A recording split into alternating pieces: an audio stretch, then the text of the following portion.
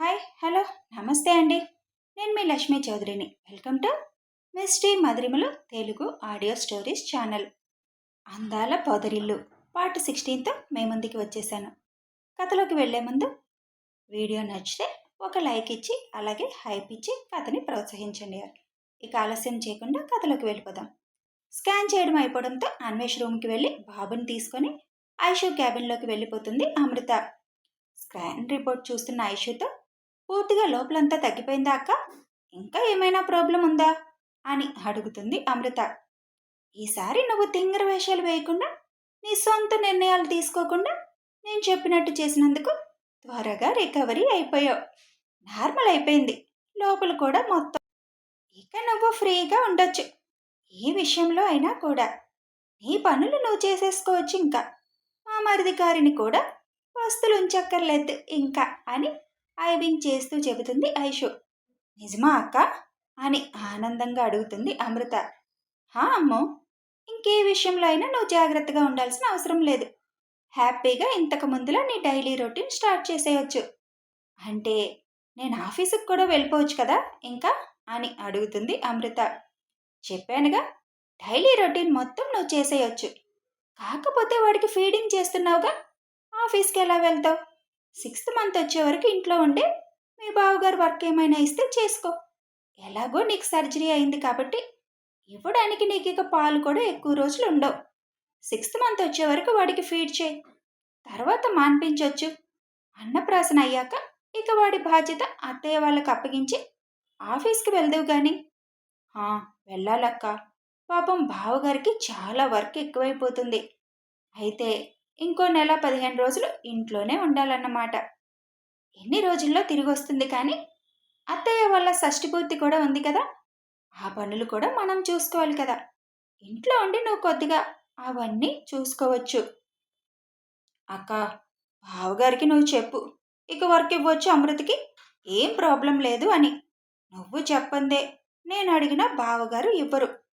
6వ నెల వచ్చేదాకా వర్క్ ఫ్రమ్ హోమ్ అయినా చేస్తాను.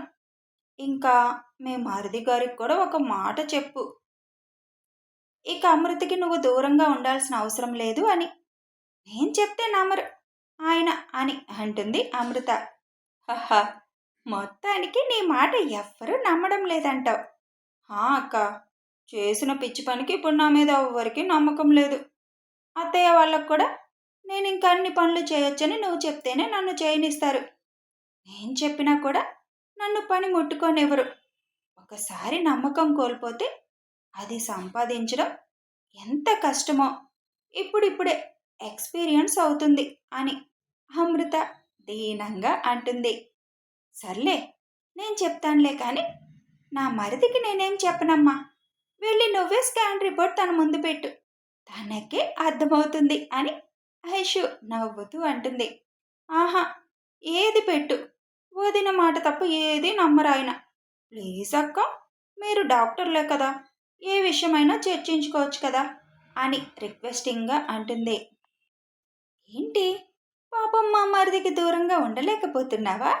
ఐవింగ్ చేస్తూ అడుగుతుంది ఐషు. పాపం, తనని చాలా ఇబ్బంది పెట్టేశాను కదా. నేను ప్రెగ్నెంట్ అని తెలిసిన దగ్గర నుంచి నాకు దూరంగానే ఉన్నారు. పెళ్ళైన 3 నెలలకే ప్రెగ్నెన్సీ వచ్చేసింది. ఏం ఎంజాయ్ చేశారు తను నాతో. అందుకే ఇంక తనని దూరం పెట్టడం బాగోదు కదా అక్క అని అంటుంది అమృత. ఇక నుంచి ఏ దూరం పెట్టాల్సిన అవసరం లేదు కదా. 365 రోజులు నీకు అడ్డేమీ ఉండదు కదా. మధ్యలో 5 రోజుల రెస్టులనే కాన్సెప్ట్ మనకి లేనే లేదు అని ఐషు చిన్నగా నవ్వుతూ అంటుంది. దానికి అమృత కూడా నవ్వుతూ, చాలా వరకు మన ఇద్దరికి అన్నీ సింక్ అవుతున్నాయి కదక్క. ఫస్ట్ నుంచి నీకు అమ్మ లేదు, నాకు లేదు. డెలివరీ టైంలో నువ్వు డేంజరస్ జోన్లోకి వెళ్ళిపోయావు, నేను డేంజరస్ జోన్లోకి వెళ్ళిపోయాను. మన ఇద్దరికీ యూట్రస్ లేదు. ఇప్పుడు డెలివరీ అయ్యాక బావగారు నీతో మాట్లాడలేదు, విష్ కూడా నాతో మాట్లాడలేదు.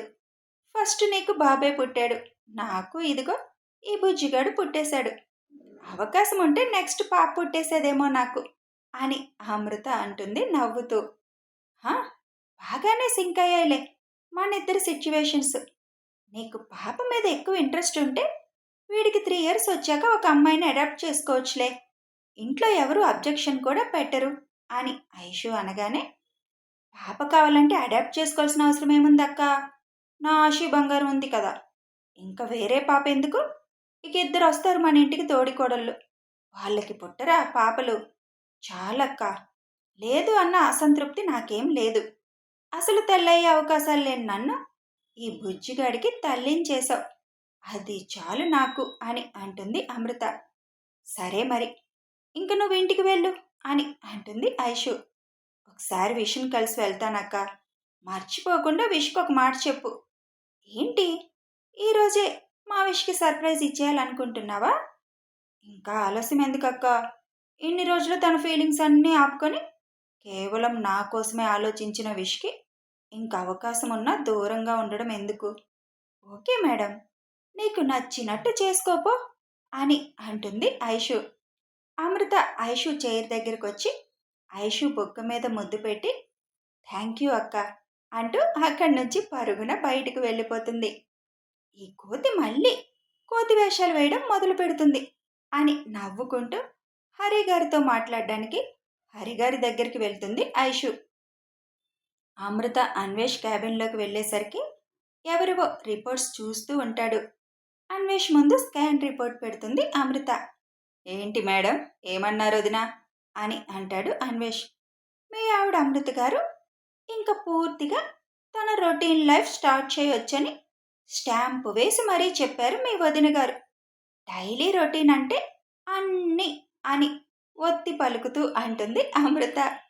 అన్నీ ఏంటో అర్థమైన అన్వేష్ పెదాల చాటున నవ్వు దాచి, అయినా ఏం పర్లేదు, ఇంకో 2 నెలలు రెస్ట్ తీసుకో, కొన్నిటికి దూరంగా ఉంటేనే మంచిది, ఎంత నార్మల్ అయినా ఇంకొంచెం రెస్ట్ తీసుకుంటే తప్పులేదు కదా, కాబట్టి 2 నెలలు జాగ్రత్తగా ఉండడంలో తప్పులేదుగా అని అన్వేష్ అనగానే, 2 నెలలు ఏం కర్మ, జీవితాంతం రెస్ట్ తీసుకుంటాలే, నీకు లేని బాధ నాకెందుకు, నాకు తెలుసు నువ్వు ఇలాగే అంటావని, అయినా నీకోసం నేను తాపత్రయపడ్డం అనవసరం, నేను ఇంటికి పోతున్నా అని ఆ రిపోర్ట్ తీసుకొని అక్కడి నుంచి అమృత కోపంగా వెళ్ళిపోతుంది. వెళుతున్న అమృతని చిరునవ్వుతో చూస్తూ, ఇక రెడీగా ఉండు నన్ను తట్టుకోవడానికి అని అనుకుంటూ రిపోర్ట్స్ చూసే పనిలో నిమగ్నం అయిపోతాడు అన్వేష్. రూమ్ అంతా కలయి చూసిన వాసంతి, చాలా నీట్గా ఉంది కదా అమ్మా రూము, నాకేం ఇబ్బంది లేదులే ఇక్కడ ఉండడానికి, నువ్వు ఇక్కడుండి నేను ఇంటి దగ్గర ఒక్కదాన్ని ఉండి ఏం చేస్తాను, నైట్ టైం ఇక్కడ కిందన వేసుకొని పడుకోవచ్చు అని అంటుంది వాసంతి. నువ్వు ఉండాల్సిన అవసరం లేదమ్మా, ఇక్కడంతా సొంత వాళ్ళని చూసుకున్నట్టుగానే సిస్టర్లు చూసుకుంటారు, డాక్టర్ అమ్మ ఉంది కదా, ఆ అమ్మ ఏదైనా తేడా వస్తే ఎవరిని ఊరుకోరు, అందుకే మా వాళ్ళెవరు మాతో ఉండట్లేదు ఇక్కడ, కాసేపు వచ్చి చూసి వెళ్ళిపోతున్నారు, నువ్వు ఉండాలనుకుంటే నీ ఇష్టమే, కానీ ఉండకపోయినా కూడా మీ అమ్మకు వచ్చే కష్టమేమీ ఉండదు అని పక్క బెడ్ ఆవిడ చెబుతుంది. నేనైనా ఇంట్లో ఒక్కదాన్నే ఉండాలండి, అందుకే ఇక్కడ అడ్జస్ట్ అయిపోతాను అని చెప్పి నేను ఫుడ్ తీసుకొస్తానమ్మా అని వాసంతి అనగానే, నువ్వు బయట తినమ్మా, పేషెంట్లకి వాళ్ళే ఫుడ్ సప్లై చేస్తారు అని చెబుతుంది ఆవిడ. హో, అది కూడా ఉందా, నిజంగా ఇలా చూసుకోవడం చాలా రేర్ కదా అని అంటుంది వాసంతి. ధర్మాత్ములమ్మ వీళ్ళందరూ అని అంటుంది ఆవిడ. ఇక్కడికి వచ్చే హడావుల్లో కనీసం టిఫిన్ కూడా నువ్వు సరిగ్గా తినలేదు, వెళ్ళి భోంచేసిరా వాసంతి అని అంటారు సుభద్ర. సరేమా, నేను భోజనం చేసి నీకు ఫ్రూట్స్ ఏమైనా తీసుకొని వస్తాను అని వాసంతి బయటకు వస్తుంది. అప్పుడే అమృత కారు దగ్గరికి వెళ్ళడం చూసిన వాసంతి, ఒకసారి వరుణ్ గారి గురించి ఈవిడ్ని అడిగితే సరిపోతుంది కదా, అట్లీస్ట్ ఫోన్ నెంబర్ అయినా అడిగి ఒకసారి ఫోన్ చేసి థ్యాంక్స్ చెప్తే సరిపోతుంది కదా అనుకొని మేడం అనుకుంటూ పరుగున అమృత దగ్గరికి వెళ్తుంది వాసంతి. వాసంతి పిలుపుకి వెనక్కి తిరిగిన అమృత ఏంటి అన్నట్లు చూస్తుంది వాసంతిని.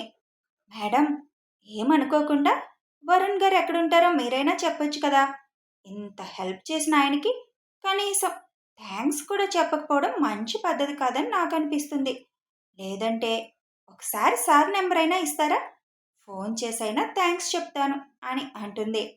చూడు, నువ్వు ప్రాబ్లంలో ఉన్నావు, అది తెలిసి తను నీకు ఈ హాస్పిటల్ గురించి చెప్పాడు, నీకే కాదు రోడ్డు మీద ఇంకెవరు అలా ప్రాబ్లంలో ఉన్నా మా ఫ్యామిలీలో ఎవరైనా సరే అలాగే హెల్ప్ చేస్తాం.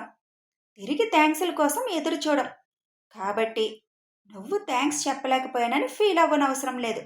ఇక తనని ప్రత్యేకంగా వెళ్ళి మీట్ అవ్వాల్సిన అవసరం కూడా లేదు. తను చాలా బిజీగా ఉంటాడు. ఫోన్ నెంబర్స్ ఎవరికీ ఇవ్వం మేము. హెల్ప్ చేసిన అందరికీ ఫోన్ నెంబర్లు ఇస్తూ కూర్చుంటే మాకింక ఫోన్లు మాట్లాడడమే సరిపోతుంది. నీకు ఈ హాస్పిటల్ విజిటింగ్ కార్డు ఇచ్చి హాస్పిటల్కి వెళ్ళమని చెప్పాడు తప్ప తన ఫోన్ నెంబర్ ఇచ్చి అవసరమైతే తనని కాంటాక్ట్ చేయమని తను చెప్పలేదు కదా. ఇక మా వరుణ్కి థ్యాంక్స్ చెప్పడం గురించి ఆలోచించడం మానేసి మీ అమ్మగారిని జాగ్రత్తగా చూసుకో. ఇక్కడున్న డాక్టర్ ఐశ్వర్య, డాక్టర్ అన్వేష్ వీళ్ళిద్దరిలో ఎవరికి నువ్వు థ్యాంక్స్ చెప్పినా అది మా వరుణ్కి చెప్పినట్టే అని చెప్పి కారు ఎక్కుతుంది అమృత. అమృత కారు అక్కడి నుంచి వెళ్ళిపోగానే ఎంత అన్నయ్య వదినైనా వీళ్ళకి థ్యాంక్స్ చెప్తే ఆయనకి చెప్పినట్టు ఎలా అవుతుంది, ఎప్పుడైనా కనిపించకపోరా అని అనుకుంటూ ఫ్రూట్స్ తీసుకోవడానికి బయటకు వెళ్తుంది వాసంతి. లంచ్ టైంలో భోజనాలు చేసి వెళ్తున్నప్పుడు అమృతకి అంతా ఓకేనా వదినా అని అడుగుతాడు అన్వేష్. రిపోర్ట్ చూసే ఉంటావుగా, she is perfectly all right అన్నిటికీ అని నవ్వుతూ అక్కడి నుంచి వెళ్ళిపోతుంది ఐషు. సాయంత్రం పిల్లలు వచ్చే టైంకి ఇంటికి వచ్చేస్తుంది ఐషు. ఏం డాక్టరమ్మా ఇవాళ తొందరగా ఇంటికి వచ్చారు అని అడుగుతారు రుక్మిణి. కొంచెం ఖాళీ దొరికింది అందుకే వచ్చేసాను అని హాల్లో పిల్లలు కనిపించకపోవడంతో రూమ్లో కూర్చొని హోంవర్క్ చేస్తున్న పిల్లల దగ్గరికి వెళ్తుంది. ఎవరి హోంవర్క్ వాళ్ళు ఇంట్రెస్ట్గా చేస్తున్న పిల్లల్ని ముద్దుగా 2 నిమిషాలు అలాగే నిలబడి చూసుకొని, నిజమే కన్నా నువ్వు చెప్పింది, ఈ ఏజ్లో పిల్లలు హోంవర్క్ చేయడానికి ఎంత విసిగిస్తారో నాకు తెలుసు. మనం ఎవ్వరం దగ్గర లేకపోయినా వాళ్ళు బాధ్యతగా వాళ్ళు ఎంత చక్కగా చేసుకుంటున్నారో అని అనుకుంటూ గుడ్ ఈవినింగ్ బంగారాలు అంటూ వాళ్ళ ముందుకొచ్చి కూర్చుంటుంది ఐషు. గుడ్ ఈవినింగ్ బుచ్చమ్మ అంటూ హోంవర్క్ ఫినిష్ అయిపోవడంతో బ్యాగ్లో బుక్స్ పెట్టుకుంటూ ఏంటి ఇంత తొందరగా వచ్చేసావు అని అడుగుతారు ఇద్దరు. మీకోసమే వచ్చేశాను, ఐస్ క్రీమ్ పార్లర్కి వెళ్దామా సరదాగా అని అడుగుతుంది ఇద్దరిని. ఇప్పుడు వద్దులే బుజ్జమ్మ, ఇంట్లో ఐస్ క్రీమ్ ఉంది, మళ్ళీ తమ్ముడిని మిస్ అయిపోతాం అని అంటారు ఇద్దరు. ఇద్దరిని ఒళ్ళో కూర్చోబెట్టుకొని సారీ బంగారాలు, మీతో మాట్లాడడం మానేసి తప్పు చేశాను అని అంటుంది ఐషు. ఇట్స్ ఓకే బుజ్జమ్మ, ఒక్కోసారి పద్మశ్రీ అవార్డు వచ్చిన పెద్దవాళ్ళు కూడా చైల్డిష్గా బిహేవ్ చేస్తారని నిన్ను చూశాకే అర్థమైందిలే, ఈసారికి ఎక్స్క్యూజ్ చేసేస్తాంలే అని నవ్వుతూ అంటారు ఇద్దరు. మిమ్మల్ని అంటూ ఇద్దరికి చక్కల గిళ్ళు పెడుతుంది ఐషు. బుజ్జమ్మ ప్లీజ్ ఇంకా పే అని ఇద్దరు నవ్వుతూ నీకొక చిన్న పనిష్మెంట్ ఇస్తున్నాం. ఇప్పుడు ఎలాగో మమ్మల్ని ఐస్ క్రీమ్ పార్లర్కి తీసుకువెళ్ళాలనుకున్నావు కదా, ఐస్ క్రీమ్ ఎలాగో ఇంట్లో ఉంది, వరుణ్ బాబాయ్ తెచ్చాడు నిన్న, కాబట్టి మాకు ఇప్పుడు చికెన్ రోల్స్ చేసి పెడతారన్నమాట ఈ పద్మశ్రీ డాక్టర్ ఐశ్వర్య శివాంష్ గారు అంటారు ఇద్దరు. ఓకే డన్, పదండి వెళ్దాం అని ఇద్దరిని తీసుకొని కిందకి వస్తుంది ఐషు. ఇద్దరు బుజ్జిగాడి దగ్గరికి వెళ్ళిపోతే ఐషు కిచెన్లోకి వెళ్తుంది. మేడం ఏం చేయాలి అని చెఫ్ అక్కడ ఐషుని చూసి అడుగుతాడు. నేను చేస్తానులే, మీరు మీ పనులు ఏమైనా ఉంటే చూసుకోండి అని చెప్పి పిల్లలు అడిగిన చికెన్ రోల్స్ చేయడానికి ఫ్రిడ్జ్లో ఉన్న చికెన్ తీసుకుంటుంది ఐషు. ఏం చేయమన్నారు బంగారాలు అమ్మని అని అడుగుతారు విజయ గారు. రోల్స్ చేయడంలో అమ్మ స్పెషల్ కదా, ఇవాళ చికెన్ రోల్స్ తినాలనిపించింది, ఎలాగో అమ్మ తొందరగా వచ్చిందిక చేయమన్నాం అని అంటాడు ఆయు. ఒకరోజు తొందరగా వస్తే పాపం రెస్ట్ తీసుకొనివరా మీరు అని అంటారు వాణి గారు.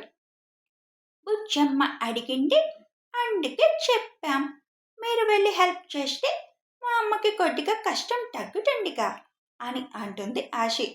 ఆ రోల్స్ చేయడం మాకు రావు బంగారాలు, నిజంగానే మీ అమ్మ చేసినట్టు ఎవ్వరూ చేయరు అని అంటారు విజయ. నేను వెళ్ళి హెల్ప్ చేస్తానులే అక్కకి అని అమృత కిచెన్లోకి వెళ్తుంది. వాళ్ళు అడిగిన రోల్స్ చేసి తీసుకొచ్చి ఇచ్చి ఇష్టంగా వాళ్ళు తింటుంటే తృప్తి నిండిన మనసుతో చూస్తూ కూర్చుండిపోతుంది ఐషు. కథ కొనసాగుతుంది.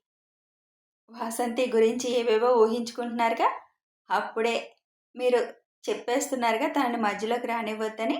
చూద్దాం అసలు ఏం జరుగుతుందో. వీడియో నచ్చితే లైక్ చేయండి, షేర్ చేయండి. Thanks for watching.